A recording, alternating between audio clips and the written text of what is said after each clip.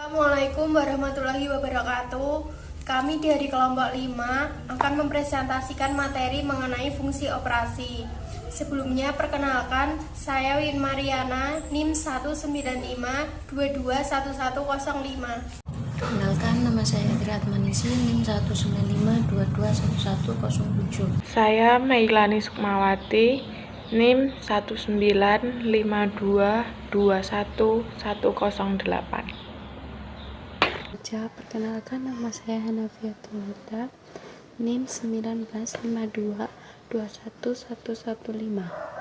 Sebelum masuk pada materi, perlu diketahui tentang bagian operasi. Nah, bagian operasi adalah suatu bagian yang ada di dalam perusahaan yang digunakan untuk mengatur kegiatan guna terlaksananya proses produksi barang atau jasa yang berkualitas.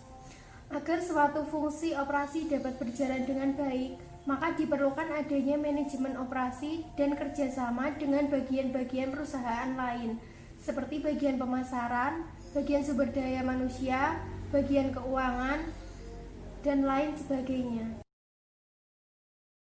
Manajemen operasi dan sistem operasi. Manajemen operasi merupakan suatu proses pengambilan keputusan yang berkaitan dengan fungsi operasi. Pengambilan keputusan yang dilakukan terhadap komponen yang berkaitan dengan sistem operasi.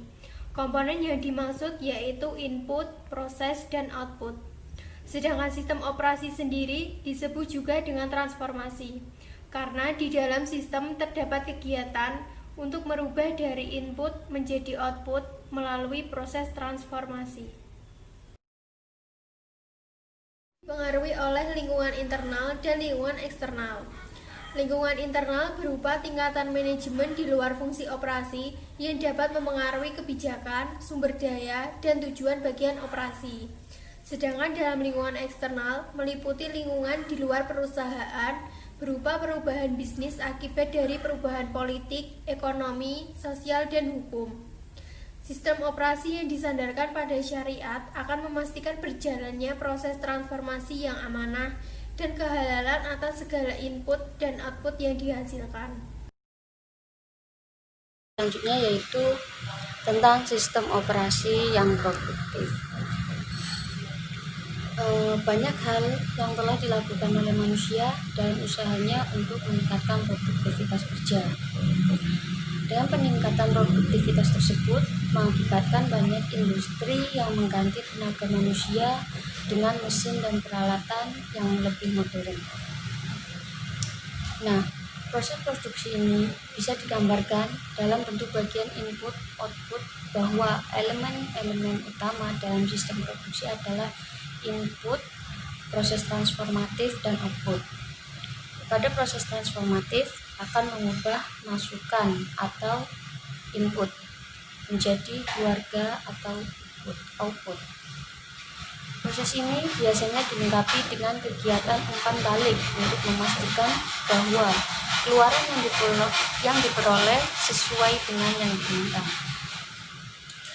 Sistem produksi ini memiliki komponen atau elemen struktural dan fungsional yang berperan penting menunjang kontinuitas operasional sistem produksi.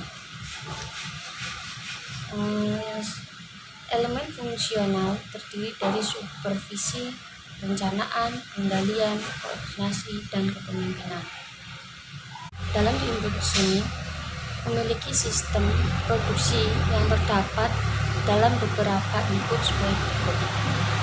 Yang pertama yaitu tenaga kerja, mesin, material, modal, metode, energi, informasi, manajerial, dan tanah.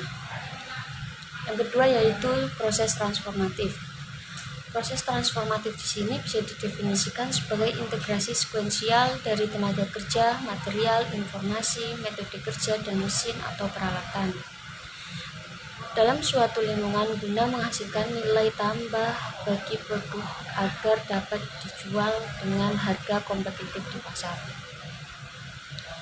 Suatu tugas atau aktivitas dikatakan memiliki nilai tambah apabila penambahan beberapa input pada tugas itu akan memberikan nilai tambah produk sesuai dengan keinginan konsumen.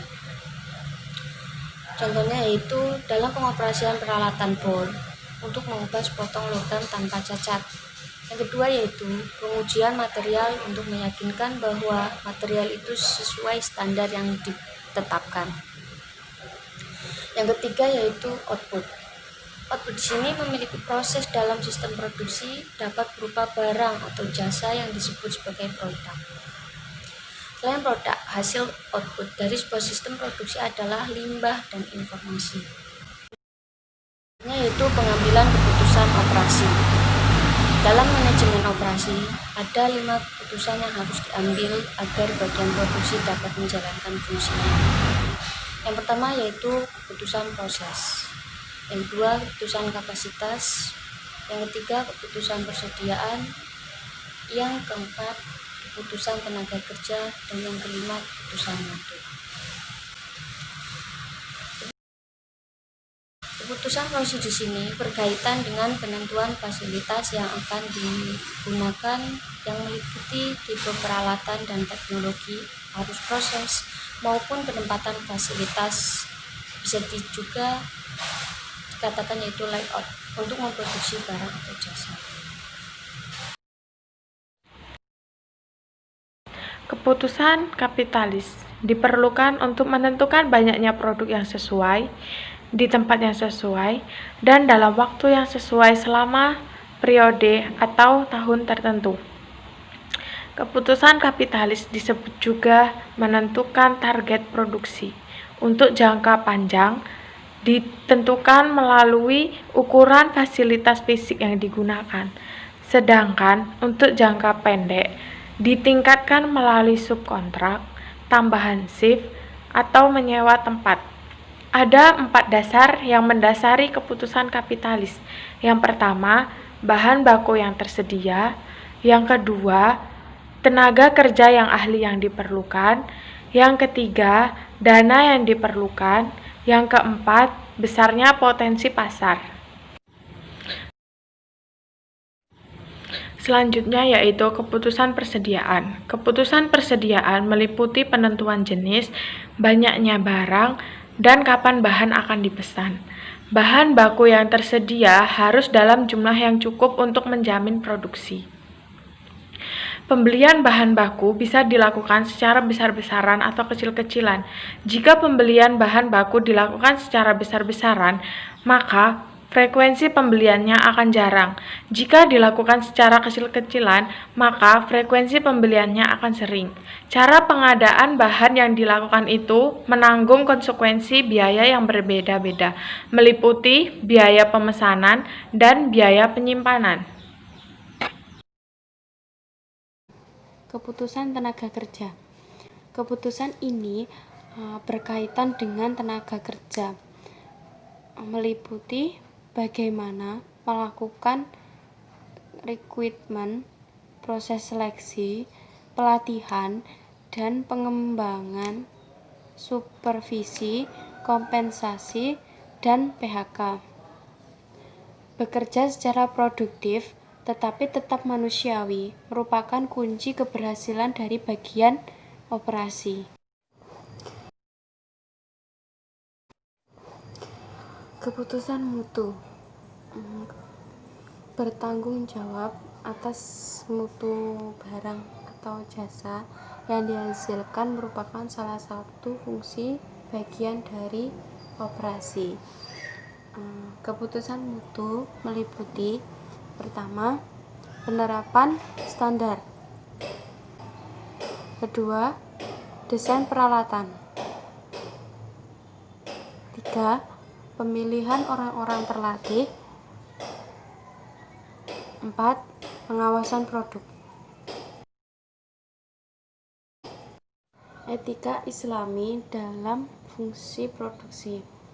Akhlak yang harus diperhatikan oleh kaum muslimin dalam produksi ialah berproduksi pada bidang yang halal dengan tujuan untuk memenuhi kebutuhan setiap individu dan mewujudkan kemandirian umat.